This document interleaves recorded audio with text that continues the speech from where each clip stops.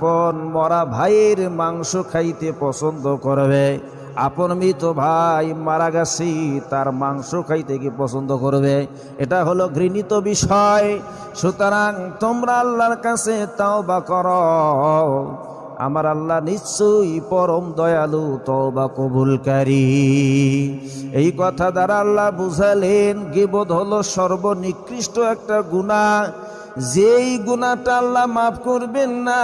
কারণ আল্লাহর হক হলো বান্দা আমার ইবাদত করবে, এটা হলো আল্লাহর হক। রমজান মাসে রোজা রাখবে, এটা হলো আল্লাহর হক। 5 ওয়াক্ত নামাজ পড়বে, এটা হলো আল্লাহর হক। যাকাত সামর্থ্য আছে যাকাত দেবে, এটা হলো আল্লাহর হক। এরপরেও যদি কোনো বান্দা আল্লাহর হক নষ্ট করে ফেলি, আল্লাহ মাফ করে দেবে ক্ষমা চাইলে, কারণ আল্লাহ দয়ার সাগর।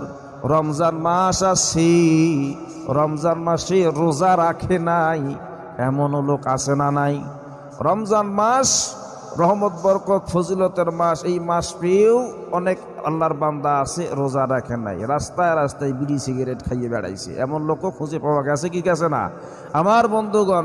এরপরেও যদি এই বেরোজদার আল্লাহর কাছে ক্ষমা চাই যে আল্লাহ গত বছরে আমি রোজা রাখি নাই, আল্লাহ রাখতে পারি নাই, কোনো কারণে হোক, শয়তানের ধোকায় হোক বা নফসের ধোকায় হোক, আল্লাহ আমি গত বছর রোজা রাখি নাই, এবার রোজা রাখার পাক্কা নিয়ত করলাম, আল্লাহ গত বছরের গুনাহ মাফ করে দাও, আল্লাহ মাফ করে দেবে।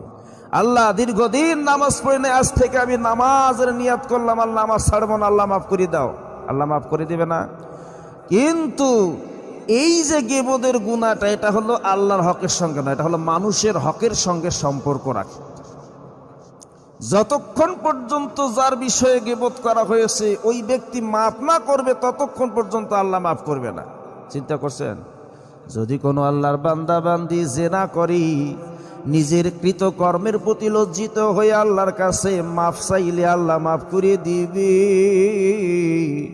কিন্তু এটা হলো আল্লাহর হক, আল্লাহ এই গুনাহটা ক্ষমা করবি। কিন্তু মানুষ হয়ে মুসলমান একজন মুসলমানের সম্পর্কে সমালোচনা গীবত করলি, আমার আল্লাহ মাফ করবেন না। হযরতে আনাস বিন মালিক রাদিয়াল্লাহু তাআলা আনহু, তিনি ছিলেন আল্লাহর নবীজির একজন খাদেম। 10 বছর নবীজির খিদমত করেছি। আনাস বিন মালিক রাদিয়াল্লাহু তাআলা আনহু হতে বর্ণিত হাদিস, তিনি বলেন আল্লাহর নবীজি বর্ণনা করেছেন যে আমি মেরাজের রজনীতে মেরাজে গেলাম,